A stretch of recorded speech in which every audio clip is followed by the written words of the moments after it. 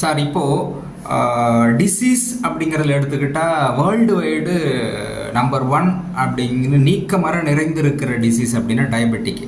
Diabetic அப்படின்னு சொல்லும்பொழுது டாக்டரோட அட்வைஸ் எப்படி இருக்குன்னா, சில உணவு முறைகளை எப்படி எடுத்துக்கொள்ள வேண்டும், சில தவிர்க்கப்பட வேண்டிய உணவுகள் எந்த நேரத்தில் சாப்பிடணும், எந்த நேரத்தில் சாப்பிடக்கூடாது, அதிலும் குறிப்பாக வந்து இந்த யோகா மெடிடேஷன் இதெல்லாம் பண்ணணும் அப்படின்னு நிறைய லிஸ்ட் அவுட் ஒவ்வொரு மாதிரி கொடுக்குறாங்க. ஓவரால் இந்த ஒரு பாயிண்ட் ஆஃப் வியூவில் எல்லாமே ஒன்று சேர்றாங்க.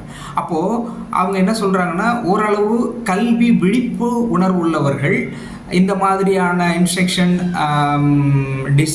இந்த டிசீஸ் ஏன் வருது அப்படிங்கிற டிப்ஸை வந்து ஃபாலோ பண்ணாங்கன்னா வராது அப்படின்னு அவங்க சொல்கிறாங்க.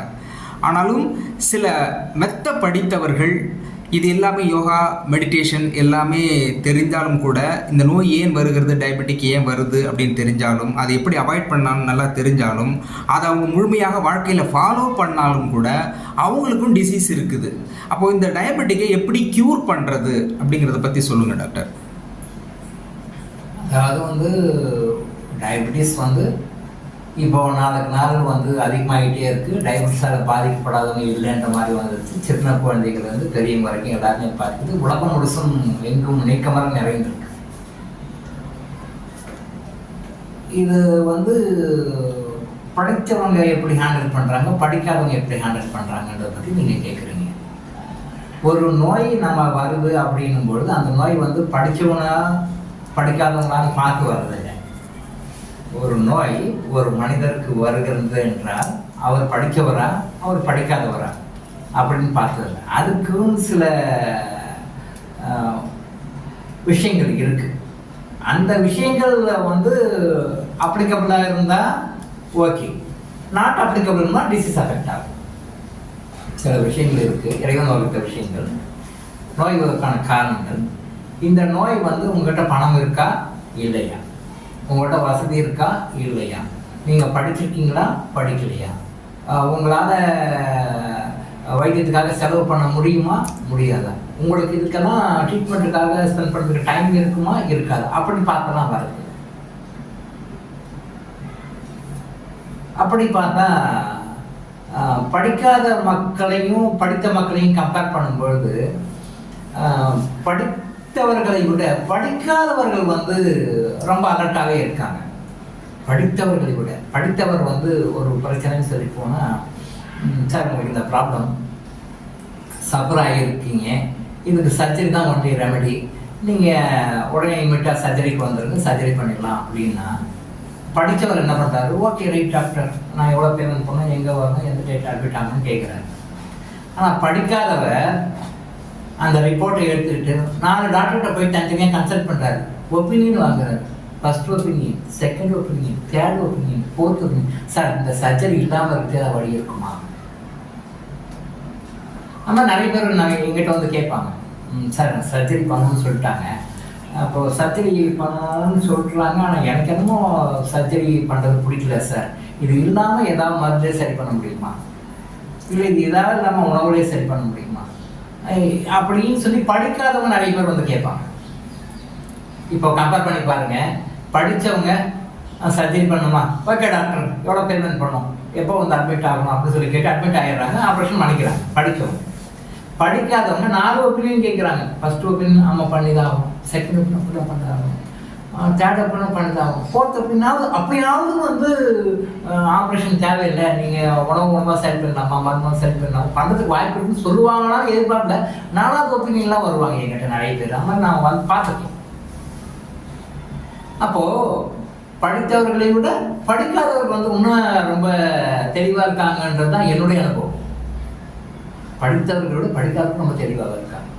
ஏன்னா நான் அவர்கிட்ட கேட்டேன், ஆமாம் ஏன் 4வது அப்படின்னா எங்கிட்ட வரீங்க, இங்கே ஏற்கனவே 3 பேர் சொல்லியிருக்காங்க, 3 பேரும் ஆப்ஷன் பண்ணி தான் ஆகணும்னு சொல்லியிருக்காங்க, ஏன் என்கிட்ட மட்டும் வரீங்க, ஏன் கேட்குறீங்கன்னா அப்படி சொல்கிறேன்.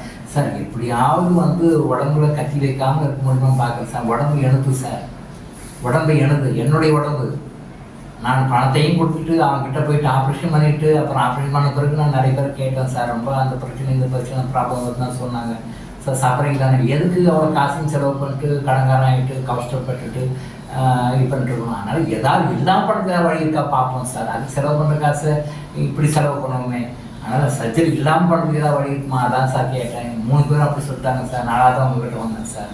அப்போ நான் சொல்லி அனுப்பிச்சேன், அதெல்லாம் ஒன்றுமே இல்லை, நீங்கள் சொல்கிற மாதிரி ஃபாலோ பண்ணி நல்லா கரெக்டாக ஒரு 1 இயர் ஃபாலோ பண்ணிங்கன்னா தொடர்ந்து கரெக்டாக நான் சொல்கிற மாதிரி பார்த்தோம்னா சர்ஜரி தேவையில்லை, வேண்டாம். அதே மாதிரி அவர் கரெக்டாக ஃபாலோ பண்ணார். அவருக்கு அந்த பிரச்சனைக்கு சரியாயிடுச்சு. இவர் வந்து ஒரு கவர்மெண்ட் சர்வெண்ட்டு, சாதாரண லெவலில் ஒர்க் பண்ணுற ஒரு சர்வெண்ட். இவர் அவ்வளோ ஒப்பீனியன் எடுத்து பண்ணுறாரு. அதே டைமில் இப்போ ரீசெண்டாக பேப்பர்ஸ் எடுத்தோம்னா டெல்லி சீஃப் மினிஸ்டர் அரவிந்த் கெஜ்ரிவால், அவர் வந்து ஐஐடி படிச்சிருக்காரு, IAS ஆஃபீஸர், நல்ல டேலண்டான officer, chief minister of Delhi government, chief minister, IAS officer, நிறைய விஷயங்கள். ரெண்டாவது யோகா மெடிடேஷன் நம்பிக்கை உள்ளவர், யோகா மெடிடேஷனை ஃபாலோ பண்ணிருக்கிறார். பட் ரீசெண்டாக ஒரு 2 days பேக் பேப்பரில் வந்து அவருக்கு சுகரு 30 years அவர் சஃபர் ஆகிட்டு இருக்காரு. ஸோ அதுக்காக அவர் ட்ரீட்மெண்ட் எடுத்துருக்காரு. நியூஸ் பேப்பரில் வந்தது. அவரை அரெஸ்ட் பண்ணி திஹார் ஜெயிலில் வச்சிருக்கிற இடி வந்து என்ஃபோர்ஸ்மெண்ட் டிபார்ட்மெண்ட் வந்து சொல்லுது, அவர் வந்து ரொம்ப அதிகமாக ஸ்வீட் சாப்பிட்றாரு, மேங்கோ சாப்பிட்றாரு, சுகரை வந்து ஜாஸ்தி பண்ணிவிட்டு அதை ஒரு காரணமாக காட்டி பெயில் எடுக்கிறதுக்காக அவர் வராருன்னு என்ஃபோர்ஸ்மெண்ட் டிபார்ட்மெண்ட் சொல்லுது. அவர் சொல்கிறாரு, அப்படிலாம் ஒன்றும் கிடையாது, நான் வந்து ட்ரீட்மெண்ட்டு முறையாக as per the guidance of the doctor நான் முறையாக எடுத்துகிட்ருக்கேன். எனக்கு என்ன டாக்டர் அலோவ் பண்ணுறாரோ அந்த அளவு தான் நான் சாப்பிட்டுட்ருக்கேன். நான் அந்த மாதிரிலாம் எதுவும் எனக்கே நான் வந்து ஸ்வீட்டு மேங்கோஸ் எல்லாம் சாப்பிட்டு ஹை சுகர்லாம் வர வச்சு நான் உங்கள்கிட்ட பெயில் வாங்கணும்னு அவசியம் இல்லை, நான் அப்படி விரும்பவும் இல்லைன்னு அவர் சொல்கிறார். இந்த அரசியல் நமக்கு வேண்டாம், இந்த அரசியல் நமக்கு அப்பாற்பட்ட விஷயம், அது வேண்டாம். பட் அது விஷயத்தை மட்டும் எடுத்துக்குவோம். இடி சொல்கிறது ஒரு பக்கம் இருக்கட்டும். பட் அவர் சொல்கிறாரு, நான் அந்த மாதிரிலாம் எதுவுமே இல்லை. பட் அவர் மெத்தப்படுத்த ஒரு ஆஃபீஸர், எல்லா விஷயம் தெரியும், யோகா பற்றி தெரியும், மெடிடேஷன் பண்ணுறவர், இருந்தாலும் அவர் பார்த்த பாஸ்ட் 30 years சஃபர் ஆகிட்டு இருக்காரு அப்படின்ற உண்மையை நம்ம தெரிஞ்சுக்கணும். இன்சுலின் டிபெண்ட்டாகவும் இருந்திருக்கிறாருன்றதையும் பேப்பரில் பார்க்கணும். இன்சுலின் எடுத்துக்கிறாரு, இன்சுலின் டிபெண்ட்டாக இருந்தாலும் நியூஸ் பார்க்கணும். ஏன் அவருக்கு அந்த பிரச்சனை வந்தது? ஏன்னா அவர் படித்தவர் தானே, அவருக்கு எல்லாமே தெரியுமே, எல்லா வசதியுமே இருக்கு. மனநிலை பாதிக்கப்பட்டால் நோய்கள் வரும்னா அவங்கெல்லாம் மனநிலை பாதிக்கப்பட வேண்டிய அவசியம் கிடையாது. வறுமையால் நோய் வரும்னா அவங்களுக்கெல்லாம் வறுமை கிடையாது. அப்போ நீங்கள் என்னென்ன காரணங்கள்லாம் சொல்கிறீங்களோ அது எல்லாமே அவங்கள பொறுத்த வரைக்கும், அரவிந்த் கெஜ்ரிவால் சாரை பொறுத்த வரைக்கும் தேவையில்லை, எல்லாமே வந்து நாட் அப்ளிகபிளாக தான் இருக்கும். அப்போ அவருக்கு ஏன் சுகர் வந்து சாப்பிட்றாரு? நான் திரும்ப சொல்லுகின்ற விஷயம் கர்மா. இந்த கர்மா அப்படின்றது வந்து மனிதனுக்கு மனிதன் வித்தியாசப்படும். ஒரு ஜென்மங்களில் நாம் என்ன தவறு செய்கிறோமோ, ஒரு ஜென்மங்களில் நாம் என்ன பாவ காரியங்கள் செய்கிறோமோ அதுக்குண்டான தண்டனை நமக்கு நோயாக வருகின்றது. அது படித்தவங்களாக இருந்தாலும், படிக்காதவங்களாக இருந்தாலும், பணக்காரராக இருந்தாலும், ஏழையாக இருந்தாலும், ஒரு ஜென்மங்களில் நாம் செய்த கர்மாவை பேலன்ஸ் பண்ணி அதுக்குண்டான பரிகாரங்களை நாம் செய்தால் நோய் இல்லாமல் வாழலாம், ஆஸ்பத்திரிக்கு போக தேவை. இந்த நம்முடைய தீய கர்மாவை சரிநிலை செய்யாம, அந்த தீய கர்மாவை அழிக்காம, அந்த தீய கர்மாவை மாற்றாம நாம என்னதான் யோகம், தியானம், மற்ற முறைகள், மருந்துகள் எந்த வகையில போனால் நோயை குணப்படுத்த முடியாது. அதைத்தான் நாங்கள் சொல்றோம். முதல்ல வந்து நம்ம ஒரு ஜென்மங்களில் செய்த தவறுகளை உணர்ந்து அதுக்காக மன்னிப்பு கேட்டு அதுக்குண்டான பரிகாரங்களை செய்து விட்டு நீங்கள் மருந்து எடுங்கள். அப்பதான் நீங்க சாப்பிடுகின்ற மருந்து உங்களுக்கு பலன் அளிக்கும். நம்ம ஒரு ஜென்மங்களில் செய்த தவறுகளுக்கும் பாவங்களுக்கும் முறையாக மன்னிப்பு கேட்டு அதுக்குண்டான பரிகாரங்களை செய்யாத வரையில் நீங்க உலகத்துல எந்த ஹாஸ்பிட்டலில் போயிட்டு, எந்த டாக்டர்கிட்ட போயிட்டு, எந்த ட்ரீட்மெண்ட் எடுத்தாலும் அது உங்களுக்கு பலனை அளிக்காது. இதை நான் சொல்ல, அகத்தியர் சொல்றேன். நல்லா புரிஞ்சுக்கோங்க, இதை நான் சொல்ல, அகத்தியர் சொல்றேன். இந்த முறைகளை கரெக்டா பண்ணிட்டு அப்புறம் சாப்பிட்டா தான் மருந்து வேலை செய்ய முடியும். இதையெல்லாம் செய்யாம மருந்து சாப்பிட்டா மருந்து வேலை செய்யாது. அப்போ மருந்து வேலை செய்யாம இருக்கிறதுக்கு காரணம் இது. அப்ப இதை சரி பண்ணாம என்னதான் மருந்து சாப்பிட்டாலும் சரியாது.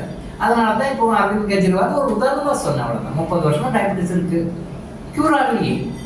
கண்டிஷன் வந்து ஒன்று 4 நாள் மோசமா போகும், இல்லை அப்படியே மெயின்டைன் பண்ணிட்டு வரும். கண்டிஷன் வந்து 4 நாள் மோசமாயிட்டே போகும், அல்லது மெயின்டைன் பண்ணுறோம். இது 2 தான் நடக்கும், க்யூர் ஆகாது. படித்தவங்க படிக்காதவங்க எல்லாருமே க்யூர் ஆகாது. எல்லாருமே செய்ய வேண்டிய விஷயம் என்னன்னா, எந்த காரணத்தால் நோய் வந்தது, பூர்வ ஜென்ம தீய கர்மாக்களால் நோய் வந்தது. அந்த பூர்வ ஜென்ம தீய கர்மாக்களை நாம மன்னிப்பு கேட்டு சரி செய்து அதை பேலன்ஸ் பண்ணிட்டா மட்டுமே தான் நாம் அடுத்த முயற்சிக்கு போகிறதுக்குண்டான தகுதி உண்டு. மருந்தை சாப்பிட்றதுக்கான தகுதி நமக்கு அப்போதான் வரும். அதை விட்டுட்டு என்கிட்ட பணம் இருக்குது, எனக்கு தெரிஞ்ச டாக்டர்ஸ் இருக்காங்க, எனக்கு தெரிஞ்ச ட்ரீட்மெண்ட்ஸ் எல்லாம் இருக்குது, நான் போய் ட்ரீட்மெண்ட் எடுக்கிறேன். நான் எந்த ட்ரீட்மெண்ட் எடுத்தாலும் எந்த நோயிலிருந்து குணப்படுத்த முடியாது, இன்க்ளூடிங் டயபெட்டிஸ். சரியா? அப்போது நம்ம நோய்களுக்கான மூல காரணம் என்ன? பூர்வ ஜென்மம் நாம் செய்த கர்மம். அந்த கர்மாவை நம்ம சித்தர்கள்லாம் எப்படி சொல்லியிருக்கோம், அந்த முறையில் அதை சரி பண்ணிட்டாலே நம்ம நோய் சரியாயிடும். நாம் நோய் குணப்படுத்துவதற்கு எடுக்கின்ற முயற்சிகள் வெற்றி பெறும். ஸோ இந்த முறைகளை ஃபாலோ பண்ணி உங்களுடைய நோய்களிலிருந்து பூர்ண ஆரோக்கியத்தை பெற்று நீங்கள் சந்தோஷமாக வாழ வேண்டும். டாக்டர் இளங்கோ ஆயுஷ் ஹாஸ்பிட்டல் வழங்கும் விழிப்புணர்வு இது. தொடர்ந்து இது மாதிரி பல அவேர்னஸ் வீடியோக்களை பார்க்க நம்ம சேனலை சப்ஸ்கிரைப் பண்ணிவிட்டு பெல் பட்டனை ப்ரெஸ் பண்ணுங்கள்.